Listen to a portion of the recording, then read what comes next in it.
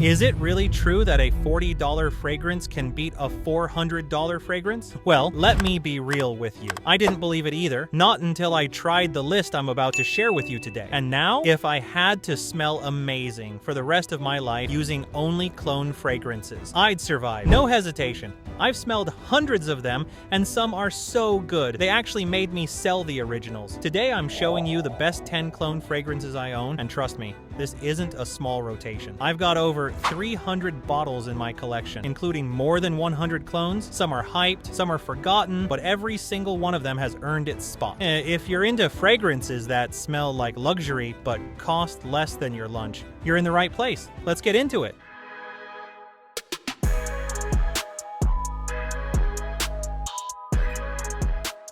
Before we start, please hit that subscribe button so you don't miss out on other clone fragrance lists coming soon. Now, in the 10th spot, I can't make this list without Club de Nuit Intense Man. I've had it in my collection for years, and I don't think it's leaving anytime soon. Armaf really enjoyed throwing flankers of this one at us over the last few years, and to be fair, they keep getting better. The latest one is the Extrait, which I'll be picking up very soon and reviewing on the channel. But the one I personally like the most is this one, the EDP version. It projects more, it gives me that smoky, fruity Aventus vibe, and it's just reliable. The limited edition is also fantastic, no doubt, but it lacks performance. I'm actually working on a full video comparing all the Club de Nuit Intense Man versions. Now, getting back to this one, yeah, I agree. The opening is rough. It hits with that chemical lemon blast, no sugarcoating it, but wait a bit, because the dry down is where it shines. It transforms into this classy, smoky pineapple scent that honestly gets me more compliments than the real Aventus ever did. It lasts me all day,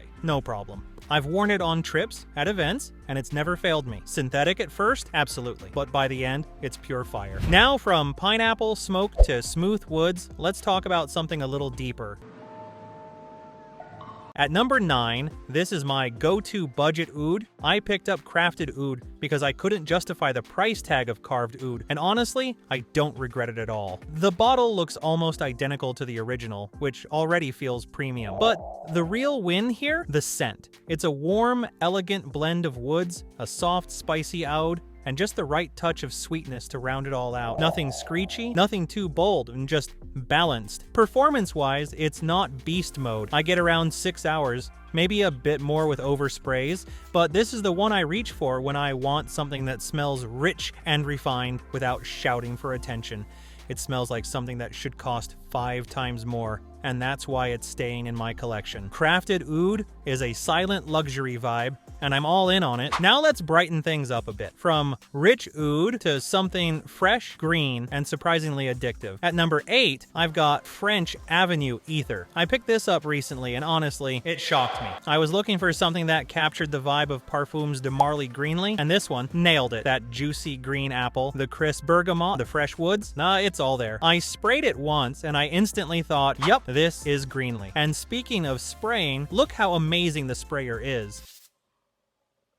Smooth, wide mist, it feels premium, which is rare at this price. I get around 7 hours out of it, which is more than enough for a fresh fragrance. I've been wearing this during the day, running errands, casual days out, and it just makes me feel clean, confident, and sharp. What really gets me is how smooth and natural it smells for the price. It's not trying too hard, it just works. For something this fresh, this accurate, and this affordable, Ether easily earned its spot on this list. Now, this next one is a forgotten gem, and I'm honestly surprised more people don't talk about it. At number 7, it's Lattafa Al Nashama Caprice. I remember when this dropped, it got a lot of praise, but since then, Lattafa started dropping clone after clone, and Caprice kind of got buried. But for me, it's still one of their best releases. It clones a discontinued designer fragrance that now sells for over $200, and I got this one for under $30. That alone makes it worth it. But the scent, it's beautiful. It's sweet, spicy, clean, and has that smooth lavender cardamom vibe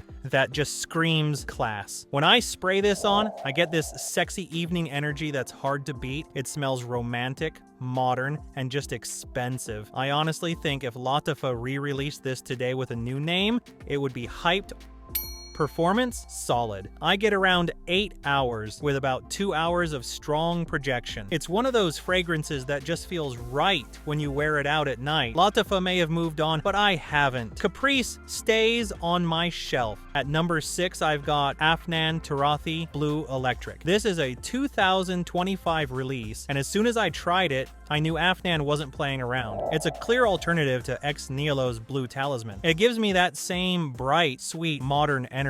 It opens with this vibrant mix of citrus, ginger, and freshness, then settles into a slightly sweet, woody base. The balance is clean, airy, and addictive. The bottle design also deserves a mention. It looks amazing, feels premium, and stands out on the shelf. Honestly, one of the best bottles from Afnan so far. In terms of performance, I get around 7 to 8 hours, which is solid for something this fresh. It's become a go-to for daytime wear, and it always feels like I'm wearing something far more expensive. Tarathi Bleu Electric just proves again. Afnan knows what they're doing in 2025. At number 5, I've got Ministry of Oud Oud Satin. The first time I sprayed this, I smiled immediately, just because how much I love the Oud Satin mood DNA, and this one is ridiculously close. It hits you with that rich rose and that smooth, clean oud. Not skanky, not dirty, just elegant. And let me warn you, this thing is beast mode. I'm getting over 10 hours of longevity, with room-filling projection in the first few hours. I picked it up for under $20, and that still doesn't make sense to me. You could tell me this costs $200, and I'd believe you based on the scent alone. I've worn it to winter gatherings and even got asked if I was wearing an expensive fragrance. It has this velvety presence that feels way above its price tag. I only wear this one in winter or cold evenings because anything warmer, and it's just too much. But when I do wear it, it's a full-on luxury cloud. If you love oud satin mood, and you want that vibe without breaking the bank, this one delivers. All right, number 4, and this one honestly feels like a well-kept secret. Oh, wow! It's Gary's Den FOMO, and for me, this is the best dupe of Dior Homme parfum I've ever tried. I got it hoping for something close, and it actually delivered way more than I expected. The opening leans a little toward Dior Homme Intense, that clean, softer, lipsticky iris vibe, but then the dry down kicks in, and suddenly I'm getting that leather, woods, and warmth that reminds me exactly of the parfum version. It smells expensive, smooth, and unique without ever being too heavy. And the performance, easily 8 to 9 hours, no issues there. I've worn this to formal dinners, even weddings, and it just works every time. It gives me that quiet confidence, like I'm dressed in a custom suit, even when I'm not. I wear this one when I want something classy, elegant, and mature, and every time it just feels right. No one talks about this, but that's kind of the beauty of it. FOMO is flying under the radar, and I hope it stays that way. If you're enjoying this video, hit that subscribe button. I've got a lot more clone lists, reviews, and comparisons coming soon. We're in the top 3 now, and this one is just insane for the price. At number 3, it's Kismet Angel, also known lately as Kismet Magic. And this is my go-to for Angel's Share vibes. That warm, boozy cinnamon, the sweet vanilla, the apple pie feel, it's all here. I've compared it side by side, and I'm telling you, it's nearly identical. Honestly, it smells so rich and deep, it makes me laugh every time I remember I paid under $25 for it. Performance, beast. I get at least 10 hours, and it projects like crazy in the first few. I wear this on cold evenings, nights out, or anytime I want that warm gourmand hug. The bottle even feels premium. Heavy, classy, no shortcuts. Every time I wear this, I get that "you smell amazing" look without even saying a word. It's the kind of scent that makes you want to sniff your own wrist over and over. And if I had to blind buy one clone for a friend, it would be this, no question. Number 2, and this one smells like it should come in a velvet box with a $400 price tag. It's the Supremacy Collector's Edition by Afnan, and I've been praising this for months because it's just that good.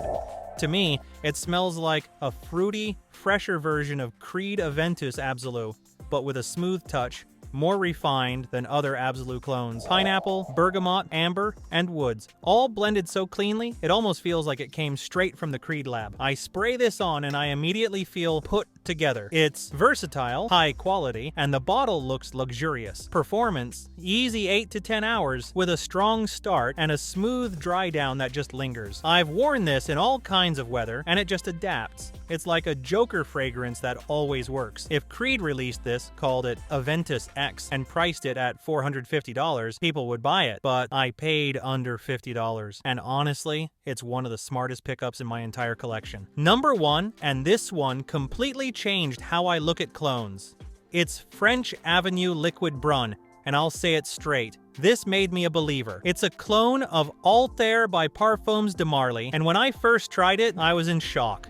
I said, no way. How can they do it? It's got that creamy vanilla, the cardamom spice, the slight citrus, and that warm woody base. It's spot on. I even ended up selling my Altair bottle. That's how close this is. Performance is excellent. I get a full day, easily 9 to 10 hours, and it never smells synthetic or cheap. The bottle looks premium, the scent smells luxurious, and it feels like something that belongs on a top shelf. It's warm, comforting, addictive, and somehow still under $40. Even the way it develops on skin is smooth and elegant. No harsh transitions, no cheap tricks. I've had very experienced fragrance lovers smell this on me and assume it was a private blend. If I could only keep one clone from my entire collection, Liquid Brune would be the one. And that's my top 10 clone fragrances based purely on what I own, use, and love. I've got over 100 clones in my collection, and trust me, this list will dramatically change in the next few months. I'm constantly testing new releases, and when something better shows up, I'll update the list. So if you haven't already, hit that subscribe button and turn on the bell so you don't miss the next one. And if you want to smell amazing this summer without spending much, watch this video right here. It's packed with the best cheap summer fragrances for 2025. See you in the next one.